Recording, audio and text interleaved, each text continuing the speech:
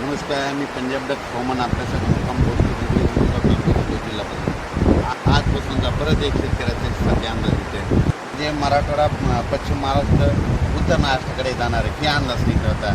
पाऊस आता राज्यामध्ये आता बराच पुढे सरकणार आहे, म्हणजे उत्तर महाराष्ट्राकडे, सातारा देखील जाणार आहे आणि मराठवाड्यात देखील बऱ्याच ज्या ठिकाणी नाही पडला त्या ठिकाणी ह्या 3 दिवसात चांगला पाऊस पडणार आहे. म्हणून ही खास करून शेतकऱ्यासाठी आनंदाची बातमी. शेतकऱ्यासाठी आनंदाची बातमी मी योगायोगाने ह्या जुलै महिन्यामध्ये 16 तारखेला काय होणार, एक लो प्रेशर तयार होणार आहे आणि 20 तारखेच्या दरम्यान एक लो प्रेशर बंगालच्या खाडीमध्येच तयार होणार आहे.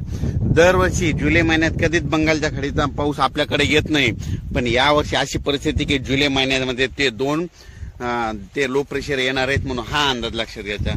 सर्व शेतकऱ्याला सांगू इच्छिते की राज्यामध्ये सांगायचं झालं तर म्हणजे आज 7 तारखेपासून 7, 8, 9, 10 ते जवळपास 12, 13, 14, 15, 16 तारखेपर्यंत पाऊस राहणार आहे.